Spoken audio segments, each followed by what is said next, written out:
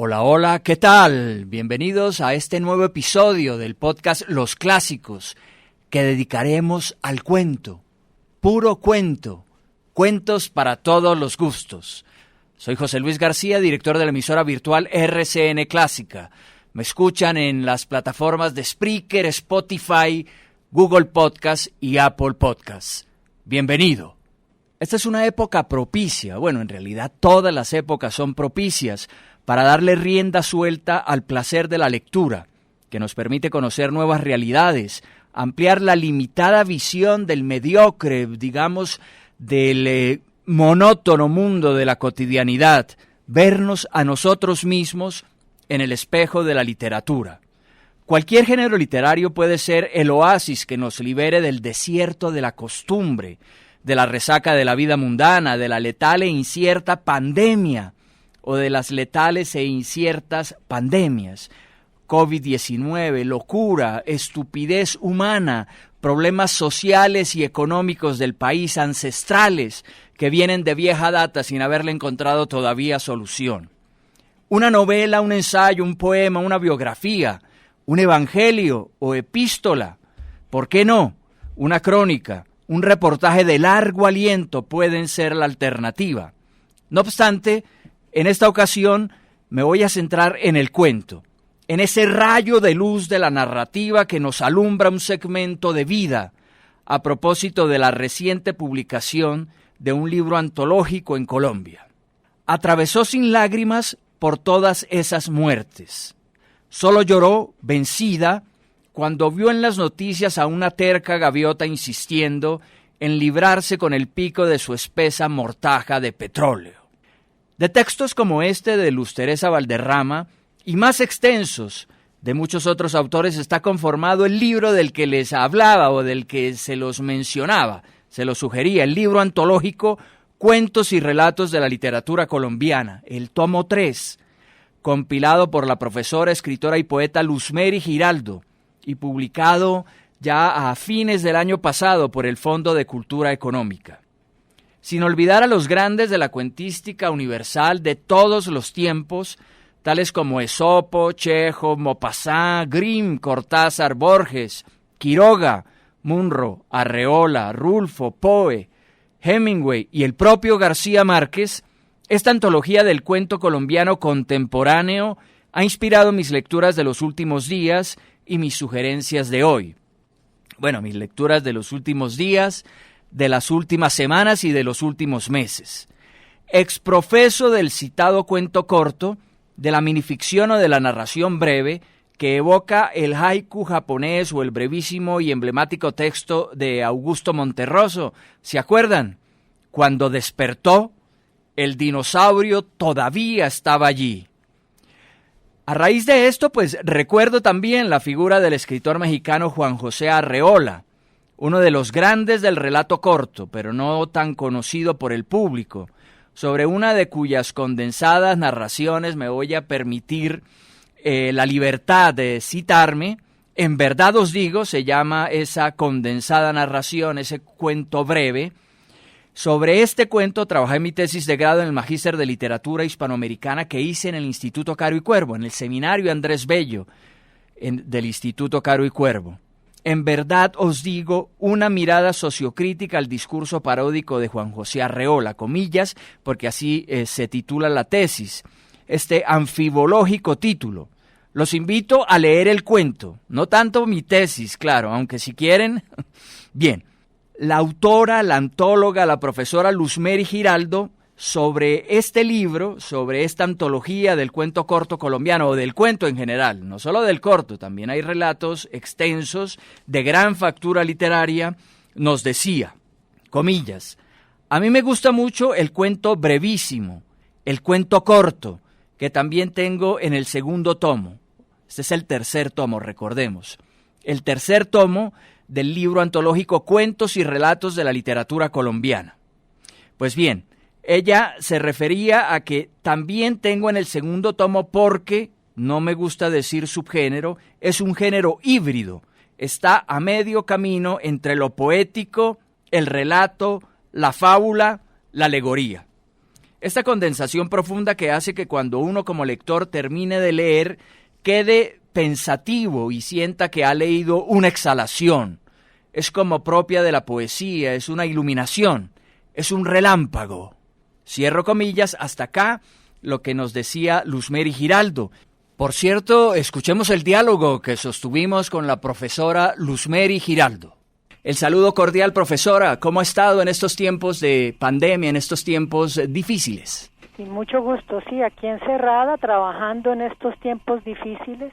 Afortunadamente nosotros contamos con las palabras para leerlas o para escribirlas, y eso ha hecho que la vida sea mucho más llevadera, ¿verdad? Claro que sí, y el libro siempre es una buena compañía, ¿no? Hace unos días el cantautor español Joaquín Sabina hablaba de los privilegios que él ha tenido en la vida por la compañía de un libro. La compañía en momentos difíciles, la compañía en momentos de soledad y la forma como le ha enriquecido y le ha abierto caminos en su vida. Es cierto, sí, los libros son compañía en la soledad, en la tristeza, en la espera, en la enfermedad inclusive. Los libros pueden ser verdaderos buenos amigos, gratísimas visitas. Unos entrañables amigos, sin duda. Sí. Bueno, profesora, entrando en materia, quizás una de las primeras preguntas que se presentan cuando se habla de antologías o de selección de relatos, de obras, de autores. ¿Cómo fue ese proceso de selección de los autores y de las obras, ese complejo proceso de selección para tratar de reunir en un libro como este, un libro extenso, un libro profundo, pues lo más representativo del cuento en Colombia? Es difícil y exige muchísima lectura y un conocimiento previo. Digamos que yo he tenido la fortuna de ser profesora de literatura colombiana contemporánea durante muchos años, y eso me ha permitido ir haciendo para todos mis cursos una selección de cuentos con los que podía ir ilustrando mis clases. Cuando a mí me piden alguna antología, en este caso este tercer tomo o los 3 o los 2 tomos anteriores, yo puedo decir que tengo un trabajo previo, un trabajo adelantado. Sin embargo, también yo no me puedo contentar solamente con lo que yo haya leído para mis clases, sino yo tengo que ir a librerías, a bibliotecas, oír recomendaciones, pedir incluso consejos de voz a voz, a ver, porque uno no tiene por qué conocerlos a todos. Este es un país muy regionalizado, donde yo puedo tener en cuenta lo que circula particularmente en Bogotá, pero tengo que estar en contacto con las distintas regiones. Así que es un trabajo de años. Esto no es un trabajo ni de un mes, ni de 2 meses, ni 6. Es un trabajo de ánimos, de años, y un trabajo acumulativo. Y ya después hacer la selección propiamente dicha es entrar en relación directa con las obras de los autores para ir leyendo e ir seleccionando, y la parte final es la más complicada, es cómo darle estructura a un libro a partir de lo leído. En este tomo 3 a mí me interesaba particularmente mirar el estado actual del cuento, que el cuento colombiano pudiera ser de cualquier lugar del mundo, y de hecho estos son cuentos de autores colombianos, como he dicho en varias ocasiones, más que cuentos colombianos. Tú puedes encontrar cuentos de ciencia ficción, policíacos, de fantasmagorías, de animales, de monstruos, de lo que sea, posibles de ser leídos en cualquier otro lugar. Y hay una cosa que me ha resultado muy grata, y es confirmar que Colombia no es solo tierra de poetas, sino también tierra de cuentistas. Estupendo, profesora. ¿Cómo nació la idea de este proyecto? ¿Cómo fueron esos orígenes, el germen de elaborar un proyecto que llega a su tercer tomo? En ese primer momento, cuando se comenzó con el primer tomo, ¿cómo surgió? Eso fue muy interesante. Fue una invitación que me hizo Juan Camilo Sierra, entonces director del Fondo de Cultura Económica, por ahí en el año 2002, pudiéramos decir. él me pidió una antología de cuento contemporáneo. No hacía mucho tiempo, Alfaguara había publicado una antología de cuentistas colombianos contemporáneos, digamos, de autores más o menos nacidos en la década de los 70, y a mí me parecía que era volver a repetir nombres y de pronto cuentos, y empezamos con Juan Camilo a mirar a ver cómo le dábamos la vuelta a lo que a él le interesaba, y de pronto yo le propuse que hiciéramos, que nos fuéramos para atrás, que empezáramos a escarbar en la primera mitad del siglo XX,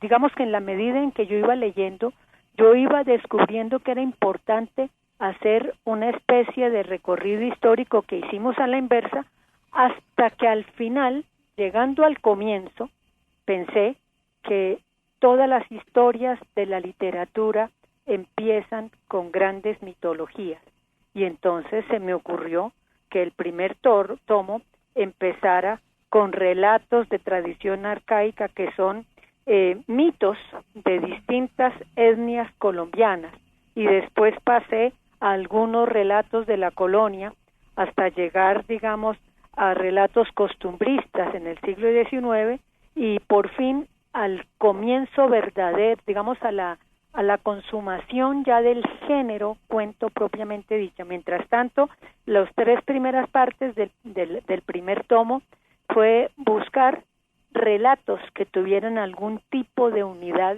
similar al cuento y que atraparan al lector. Ya desde Tomás Carrasquilla entramos en el cuento propiamente dicho, y ese tomo termina precisamente con Gabriel García Márquez, con 4 cuentos de García Márquez y 2 cuentos de Álvaro Mutis. Hay una cosa que resultó providencial también en ese rastreo desde los orígenes, y era no solamente la asesoría con la que yo pude contar de personas conocedoras de las distintas épocas. Yo soy más conocedora del siglo XX para acá, entonces poderme asesorar de expertos en mitos, de conocedores profundos de la colonia. Si bien yo había enseñado la colonia, no tenía mucho conocimiento, y lo mismo siglo XIX.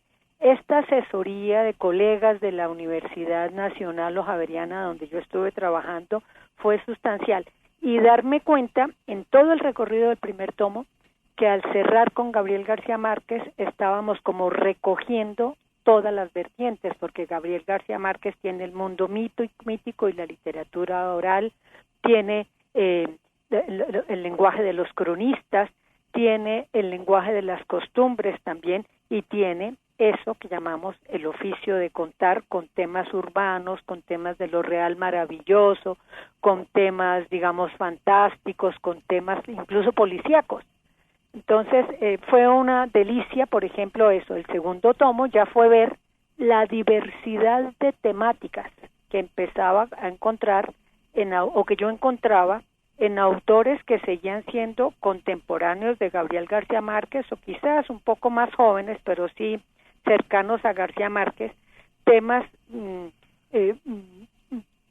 cuyos cuentos empezaban a girar alrededor de la violencia, de la ciudad, del erotismo, por ejemplo, de las literaturas fantásticas, ya la ciencia ficción, minicuento incluso. Entonces, el segundo tomo es un cuento polifacético, si pudiéramos decir.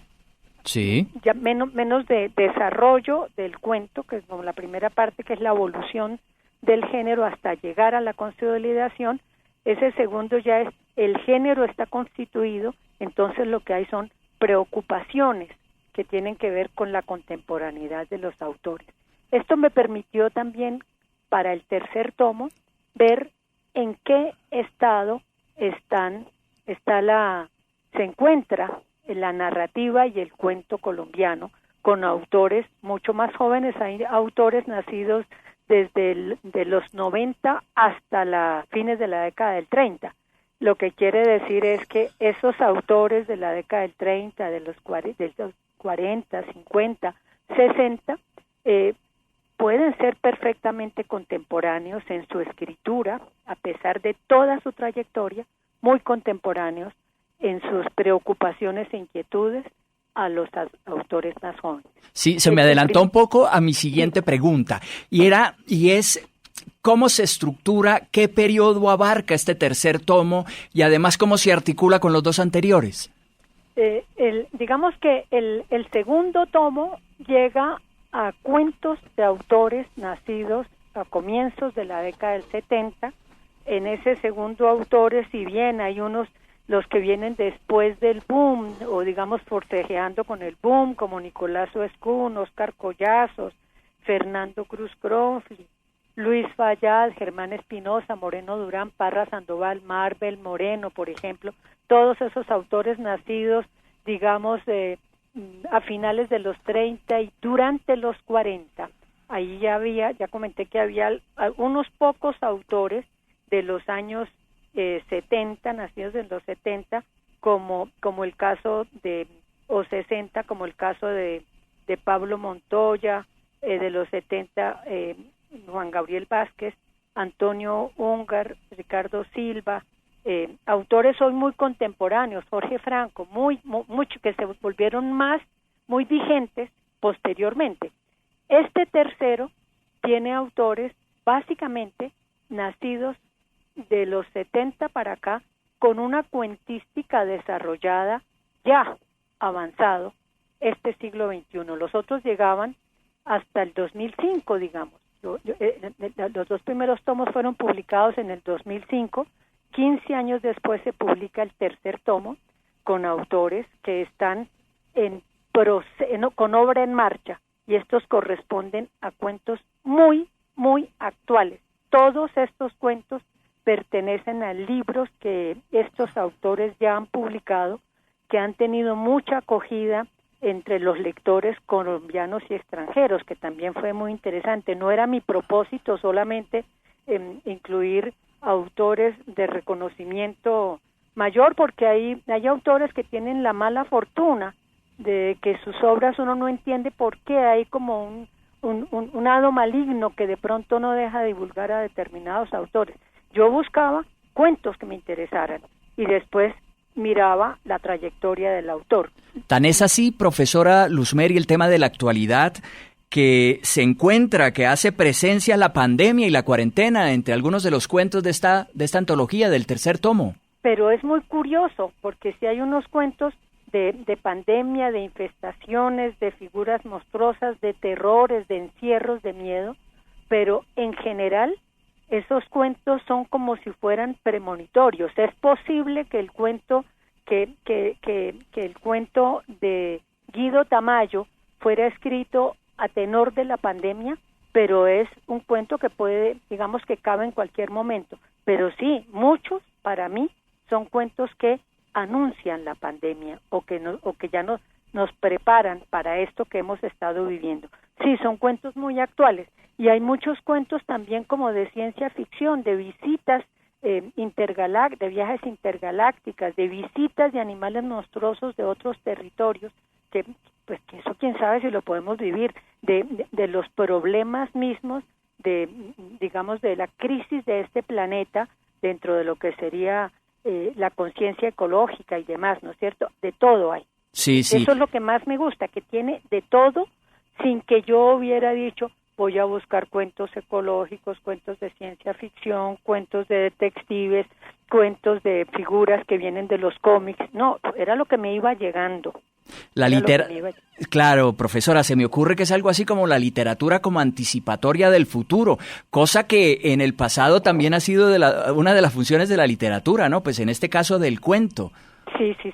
Sí, la literatura aparece como anticipatoria en muchos casos, y aparece también como una conciencia de, digamos, una experiencia de redención. Lo digo, por ejemplo, a propósito de determinados cuentos que tienen que ver con el tema de la violencia, que ha sido tan tenebroso para nosotros los colombianos. El tema de la violencia en el segundo tomo está más trabajado desde la violencia partidista, en muchos elementos, digamos, hay cuentos que se refieren a la guerra de los 1000 días, a la violencia sicarial, etcétera, etcétera.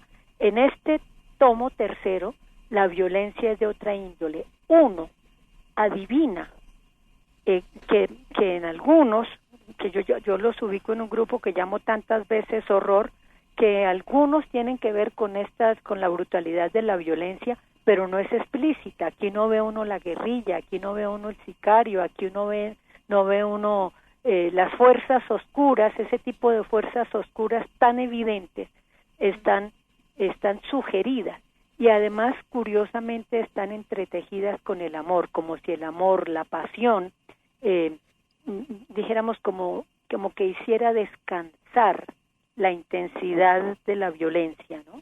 Sí, entonces, hay muchas cosas. Hay otra cosa también que a mí me encantó encontrar, el humor.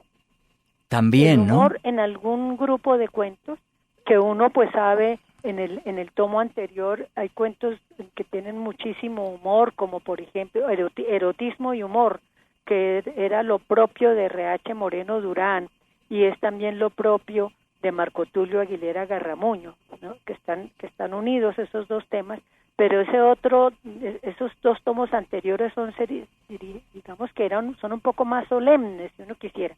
Aquí uno encuentra un grupo de cuentos con los que uno se ríe de principio a fin. No son cuentos vulgares, no son cuentos escatológicos, no, es la risa. Yo los llamo para reír en serio, y curiosamente es la risa a partir de digamos, de los juegos con nuestra realidad inmediata o con nuestras experiencias, llamémoslas religiosas, ¿no? Entonces hay eso, no se necesita la escatología, no se necesita el chiste verde, no se necesita, digamos, nada que violente a determinados lectores, sino es un juego paródico, desmitificatorio, muy entretenido. Hay un humor más sutil, más implícito, lo que también sugiere que la lectura de esta antología tiene un carisma también divertido. Cierto, así es.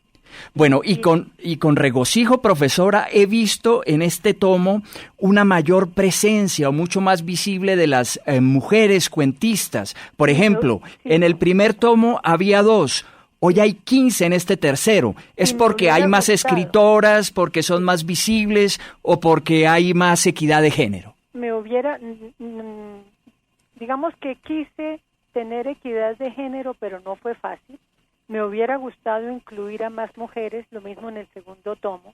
En el segundo tomo me encontré con la dificultad de algunas para que se dieran los cuentos o para que estuvieran de acuerdo con ser publicadas aquí. Estos son negociaciones que se tienen que hacer directamente con la editorial. En este tercer tomo también tuve esa dificultad con algunas autoras. Curiosamente no me pasó con autores, sino con algunas mujeres.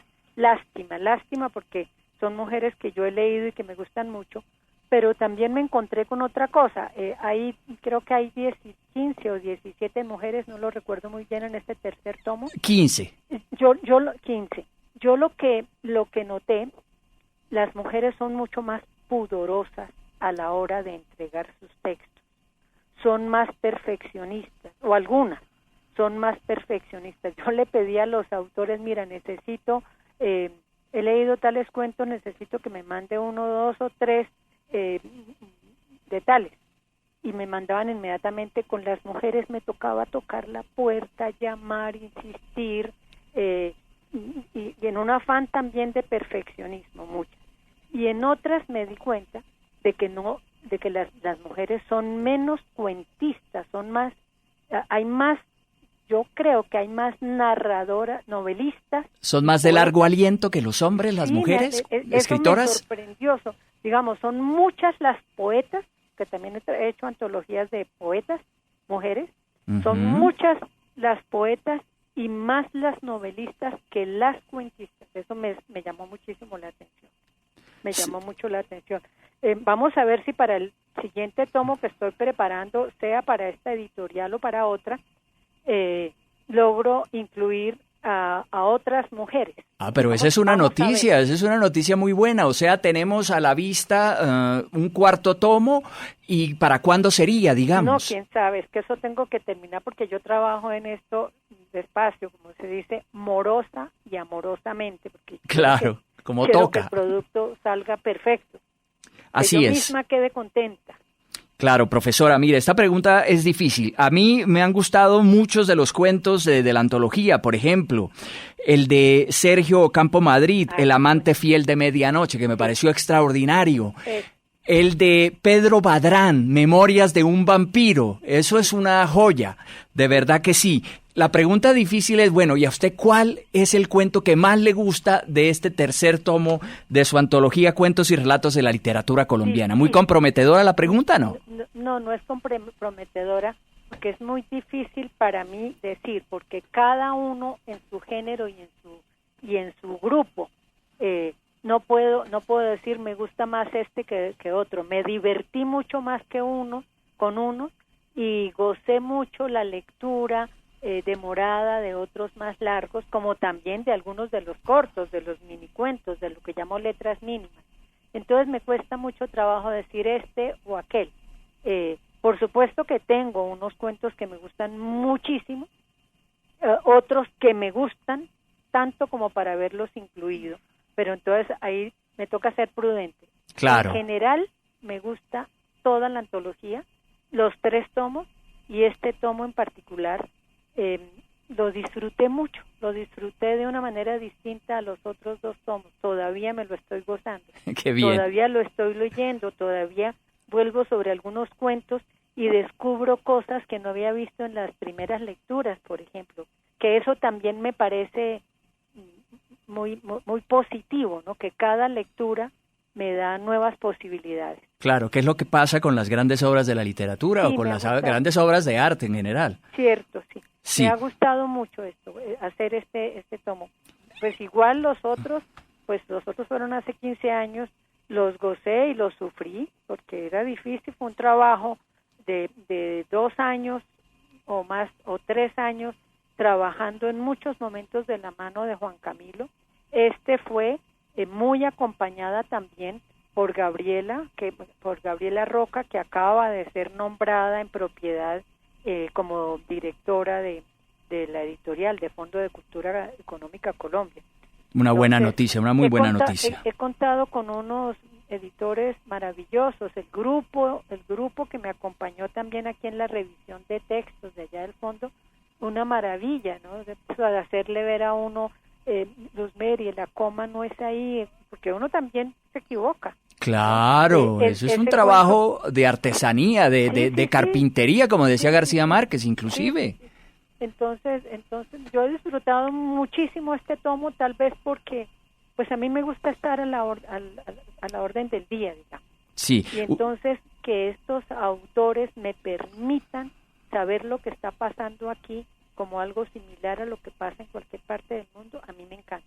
Y lo que estoy haciendo con los otros seguramente va a ser por el estilo. No sé qué orientación le voy a dar porque, como repito, depende de los cuentos que encuentre para yo saber cómo organizo, estructuro el libro. Usted hablaba del capítulo Letras Mínimas, que me llama poderosamente la atención. Sí. Un par de obras muy bien logradas, como Fruto Prohibido, de Orlando Mejía Rivera, y La Casa del Terror, de Diana Ospina Obando, ¿no?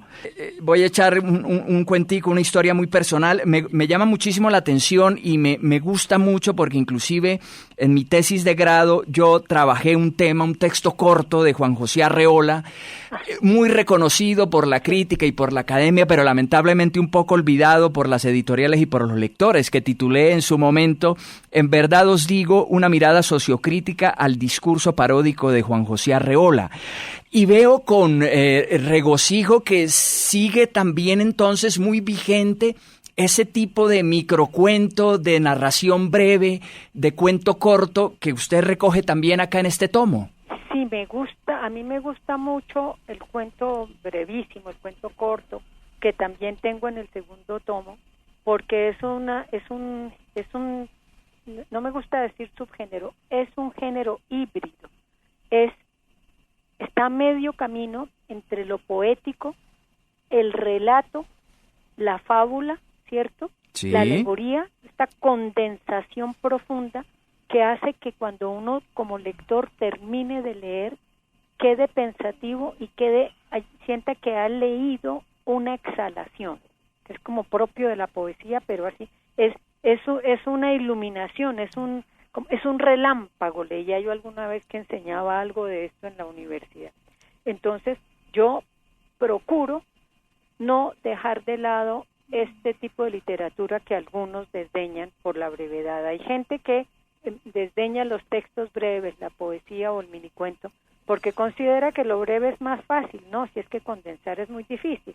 A mí me parece que todos estos cuentos que están aquí mínimos son excelentes. Por supuesto que el de Orlando Mejía, fíjate que es un cuento sobre la violencia. Ese yo lo pudiera poner también. Sí, claro, completamente. Yo lo podría haber pasado a tantas veces horror, al grupito de tantas veces horror. Duelos, es un cuento de unas 5 líneas por ahí, que también tiene que ver con la violencia, ¿no? Una gaviota, un animal lleno de petróleo, por ejemplo, ¿no? Toda esta desprotección de este animal, ¿cierto? Sí. Cada uno de esos cuentos son buenísimos. El de Diana Ospina, por supuesto, cada uno y la capacidad de llevar así poquito a poco a un instante culminante. Sí. En tanta condensación. Usted habló, profesora, qué pena que le interrumpa. Bueno, esto recuerde a propósito de la condensación y de la síntesis, el haiku japonés, ¿no? Sí, claro. Que son poemas bellísimos, extremadamente cortos. Extremadamente cortos, que con unas imágenes de la naturaleza terminan hablando de lo esencial del ser humano, y uno se queda pensando, reflexionando sobre aquello que le quiso decir el poema. Pasa aquí lo mismo con la minificción. A mí me encanta, tal vez por poeta o no, porque soy fanática del cuento. Para mí el cuento es un género mayor. Sí, usted ha hablado de los componentes poéticos de estos cuentos cortos, de estas breves narraciones, y usted como poeta, a nadie más que a usted le puedo preguntar qué relación existe, qué diferencias y qué similitudes entre el cuento y la poesía. Es decir, yo creo que la cercanía entre el cuento y la poesía tiene que ver con la condensación. Si bien el género extremo es el minicuento, como el haiku, ¿cierto? Pero el cuento en términos generales necesita una precisión en el lenguaje, una precisión en lo que se cuenta, un proceso narrativo que no distraiga al lector ni con personajes, ni con asuntos, ni con juegos verbales, ¿no? Ese proceso también narrativo que yo explico a veces como quien está contando 1, 2, 3, algo va a pasar, ¿cierto? Es ir en ese proceso de lectura que es un poco a poco hasta llegar al momento culminante en que el lector queda lleno con la historia, ¿no? Eso mismo pasa con la poesía. La poesía es, pienso yo, puede ser como el relámpago, pero puede ser también como un proceso paulatino que lleva de manera meditativa a la expresión de una emoción o una reflexión vital. Los acerca a eso, ¿no? La condensación, la precisión, lo que llamaba Cortázar la circularidad, ¿cierto? Y un dato que es un elemento que es supremamente importante, la intensidad, el clima, que desde el comienzo el lector quede atrapado. Eso pasa con un buen poema, como debe pasar con un buen cuento. Claro, es fundamental. Sí. Y bueno, usted tuvo en cuenta en esta antología a una escritora que está muy de moda por estos días en Colombia y en Hispanoamérica, ¿no? Que es justamente Pilar Quintana, recientemente ganadora del Premio Alfaguara de Novela. Con su cuento Huesos y Pelo, está presente en esta antología, en ese capítulo Pequeño Bestiario, que usted ya mencionaba también. Pequeño Bestiario. Sí, es decir, aquí hay mucha gente que suena en todas partes, que está sonando, unos mucho más que otros, pero no hay ningún autor de estos que sea desconocido. Me dio mucho gusto saber que Pilar se había ganado ese premio, pues porque su escritura es rigurosa, es limpia, el cuento es supremamente limpio, que lo lleva a uno también incluso a evocar La Perra, que es esa novela brevísima, tan condensada, tan puntual y tan sugestiva. por supuesto, que quedé muy contenta de haber tenido en cuenta a Pilar y de que ella también hubiera, sin ningún problema, hubiera accedido a enviarme cuentos para seleccionar alguno de ellos. Sí. Aunque ya todo está dicho, bueno, o casi todo, o mucho, porque podríamos hablar extensamente, pero lamentablemente el tiempo es limitado.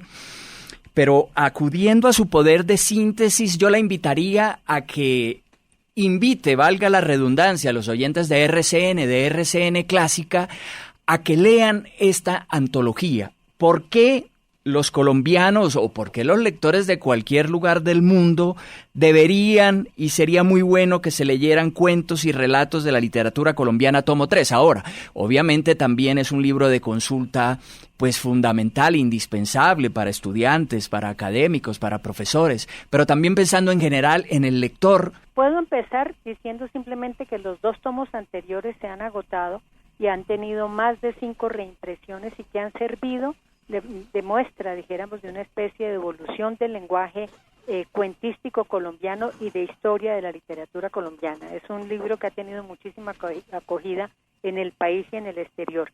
Y lo mismo puede pasar con este tercer tomo. En este tercer tomo, los lectores pueden hacer un viaje. Yo hablo de esto, es como una especie de viaje haciendo estaciones en determinados sectores, en determinados espacios. Hay cuentos para todos los gustos, para todas las sensibilidades, para los que les gusta el terror, el horror, el miedo, la angustia, para los que les gusta lo policíaco, para los que les gusta reírse, para los que les gustan los temas de amor, para los que les gusta, los que le tienen miedo a los viajes y poder exorcizar la angustia en un viaje, por ejemplo. Es un cuento que reúne temáticas de cualquier lugar del mundo de autores colombianos, y es cada uno de los cuentos. Y otra cosa que me interesa también llamar la atención, empezando por la carátula, que es bellísima, son unas cerámicas hechas por Andrea Echeverry, que es ceramista, la cantante, la vocalista de Aterciopelados, que es bellísima, y que esas cerámicas en sí mismas están sugiriendo que se trata de un libro de cuentos con diversas voces. Ese fotomontaje de las cerámicas lo hizo un artista visual que se llama Juan Andrés Moreno. Entonces hizo un montaje bellísimo y que sugiere realmente lo que sucede, las distintas voces que hay en todos estos cuentos de cualquier parte del mundo, de las ciudades globalizadas y de autores colombianos actuales. Doy plena fe y acredito las palabras de la profesora Luzmeri Giraldo y por ende reitero la invitación para que no dejen de leer estos cuentos y relatos de la literatura colombiana, tomo 3 de una antología muy divertida, está profunda, está completa, tiene plumas brillantes y nos muestra un panorama muy completo de lo que es el cuento de los últimos años en Colombia. Profesora Luzmeri Giraldo, muchas gracias por este diálogo con RCN Clásica. El mayor de los éxitos con este libro antológico, y esos éxitos estarán íntimamente relacionados con la posibilidad que tienen nuestros oyentes y todos los lectores colombianos de abordar y de deleitarse con este libro. Muchísimas gracias por la invitación. Solo decir que la antología se encuentra en todas las librerías del país. Y mil gracias por la invitación. Ojalá la gente se anime a leer todos estos cuentos que en su conjunto son como si fuera una novela. Profesora Luzmeri Giraldo, éxitos y muchas gracias. Muchísimas gracias. Autora de varios libros, ganadora de premios nacionales e internacionales y profesora de importantes universidades, Giraldo me contó que este tercer tomo, comillas, tiene autores básicamente nacidos de los 60 para acá, con una cuentística desarrollada ya avanzado este siglo XXI, es decir, lo que llevamos de este siglo XXI. Los otros llegaban hasta el 2005, los otros tomos, los 2 primeros. Los 2 primeros tomos fueron publicados en el 2015.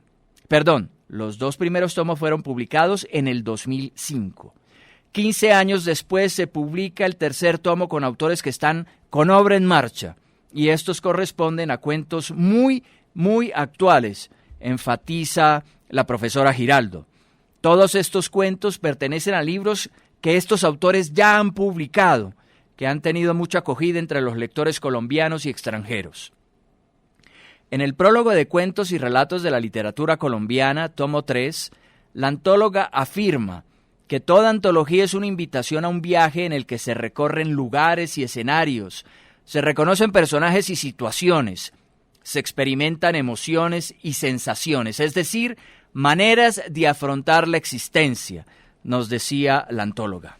En efecto, la invitación es a que naveguen por el sorprendente, fascinante y sintético universo del cuento, bien sea, ojalá, ¿no?, en este caso, pues, del cuento colombiano, en esta antología, o de los relatos que han escrito los grandes cuentistas que en el mundo han sido.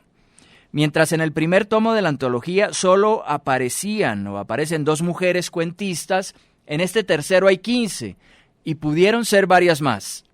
El libro está estructurado en varios capítulos que reflejan temáticas y estilos diversos, tales como retratos familiares, pequeño bestiario, para reír en serio, solo de amor, viajeros, oficio de escribir y letras mínimas. A propósito del cuento corto, o de la narración breve, o del microcuento, como le quieran llamar.